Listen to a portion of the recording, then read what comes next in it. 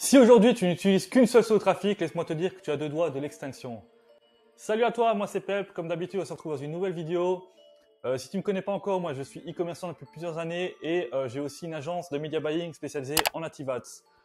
Donc maintenant que les présentations sont faites, on va passer au sujet du jour qui est la diversification de sources de trafic. Pourquoi se diversifier et surtout comment l'implémenter sur ton business. Allez, c'est parti. Donc, comme tu le sais déjà, si tu me suis déjà depuis quelques temps sur YouTube, je suis spécialisé en Native Ads et pourtant, avant, j'étais principalement sur Facebook Ads. Je dirais 95% de Facebook et je dirais 5% de Google, un peu de branding, tu sais, en search. Mais vraiment, j'étais vraiment focus sur Facebook et arrivé ce qui arrive à plein de gens qui font que du Facebook. Mon business s'est écroulé. Tu peux pas avoir un business stable en faisant que du Facebook. Finalement, tôt ou tard, tu finis par te casser la gueule. Alors, il est vrai que Facebook, c'est efficace. C'était efficace avant, c'est toujours efficace maintenant. Je vais pas te mentir là-dessus. Facebook, c'est efficace.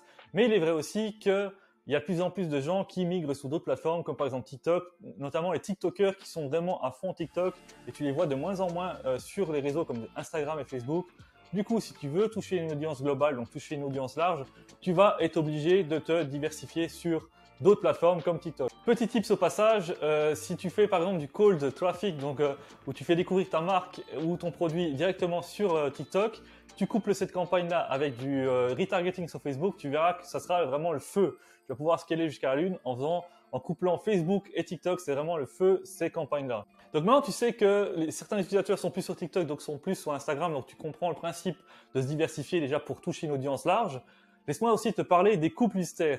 Donc, pour revenir à Facebook, par exemple, qui est pour moi à l'heure actuelle en 2022 la plateforme la plus chère qui existe sur le marché. Si tu peux toucher une audience à plus faible coût, comme par exemple sur TikTok, tu vas pouvoir rattraper ce manque à gagner. Parce que tu vois, sur ton CA global, Facebook te mange clairement une grosse partie de ton bénéfice. Du coup, tu auras moins de marge possible. Alors que sur TikTok, du coup, vu que c'est moins cher, tu auras une marge plus grande et du coup, tu auras plus de bénéfices dans ta poche. Donc maintenant, imagine une plateforme qui est 2 fois moins chère que Facebook et qui a un taux d'interaction supérieur de 30%.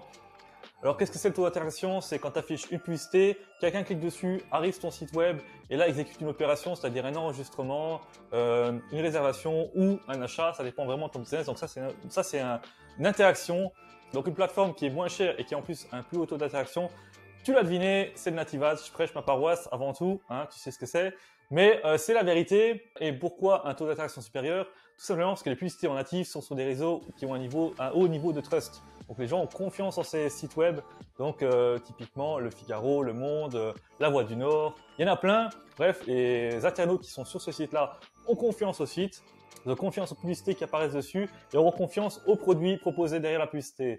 C'est pas pour rien si les grands noms, les grandes marques sont en Native Ads, comme par exemple BM, Volkswagen, j'ai vu aussi Booking.com, Burger King. Toutes ces grandes marques-là sont en Native Ads parce qu'en fait, il y a un haut niveau de trust sur les sites web native postent leur publicité et du coup, ces marques-là veulent que les gens ont confiance en eux, ils veulent pas être associés à des trucs bizarres, des plateformes bizarres. Ils choisissent de faire de la publicité sous du Native Ads pour augmenter leur notoriété. Donc maintenant, je ne te dis pas de faire que du Native Ads, hein. En plus, le but de ces vidéos, c'est de te dire de diversifier tes sources de trafic, hein. Pourquoi se diversifier? Tu l'as compris, déjà pour toucher une audience plus large, mais en plus de ça, réduire les coûts, et en plus de ça, on n'est jamais à l'abri d'avoir un pépin avec une plateforme, ça peut arriver, surtout si tu es sur du Facebook, des business qui se font bloquer, des publicités qui se font restreindre, etc. Ça arrive tout le temps, et du coup, le fait d'avoir d'autres ressources de trafic, même si tu as un pépin avec une plateforme, tu auras toujours le trafic qui viendra d'une autre. Donc du coup, tu ne seras pas dans la dèche, tu ne seras pas dans la misère. Donc clairement, tu l'as compris, si aujourd'hui tu n'utilises qu'une seule source de trafic, laisse-moi te dire que tu as deux doigts de l'extinction. Alors j'avoue que le mot extinction est un peu fort, mais c'est pour marquer les esprits que tu penses vraiment qu'il faut que tu te diversifies, surtout si tu fais du Facebook. Alors là, clairement, Facebook, avoir un business qui est basé uniquement sur les sources de trafic Facebook, c'est comme monter un château de cartes. Au final, ça finit toujours par se casser la gueule. C'est ce qui m'est arrivé et c'est ce qui t'arrivera si tu continues à faire que du Facebook. Donc selon moi, en 2022, c'est quoi la meilleure stratégie? Déjà, tu as compris de se diversifier, mais c'est surtout une stratégie un peu spécifique d'acquisition. Donc moi, l'acquisition, comment je la fais en 2022, c'est donc le cold traffic. Tu vas faire parler ton produit ou ta marque à une audience froide qui ne te connaît pas encore. Je le fais sur TikTok si mon audience est sur TikTok, ou sur Outbrain et Taboola si mon audience est sur de l'open web. Ça dépend un peu de l'audience.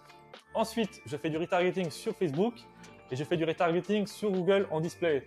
Et aussi, je fais du retargeting aussi sur du native si mon audience est sur de l'open web. C'est vraiment intéressant le retargeting sur le Native Ads. Donc voilà, cold traffic Facebook, Outbrain, Taboola et hot graphique sur Facebook et Google. Donc voilà, cette vidéo arrive à sa fin. Je pense que si tu es encore sur cette vidéo, c'est que le Native Ads t'intéresse, c'est que tu as envie d'avoir un business stable. Donc moi, je t'invite à aller voir en description, il y a un lien vers un Calendly où tu pourras prendre un rendez-vous avec moi. Donc c'est avec moi, pas un closer, t'inquiète pas. Je vais pas te vendre un truc tout de suite. Du moins, c'est pas l'idée. L'idée, c'est d'avoir une conversation en entrepreneur à entrepreneur, de parler de ton business, de voir ce que tu as mis en place et comment on pourrait t'aider à scale et à te développer en Native Ads. Donc n'hésite pas, prends un rendez-vous, on s'appelle, on se retrouve bientôt au téléphone. C'était Pep, porte-toi bien, allez, ciao!